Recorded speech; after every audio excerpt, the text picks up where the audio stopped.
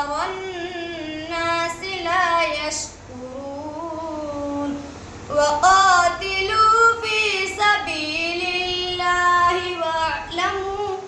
واعلموا أن الله سميع عليم من ذا الذي يقرض الله قرضا حسنا فيضاعفه له أضعافا كثيرة والله يقبض ويبسط وإليه ترجعون صدق الله العظيم.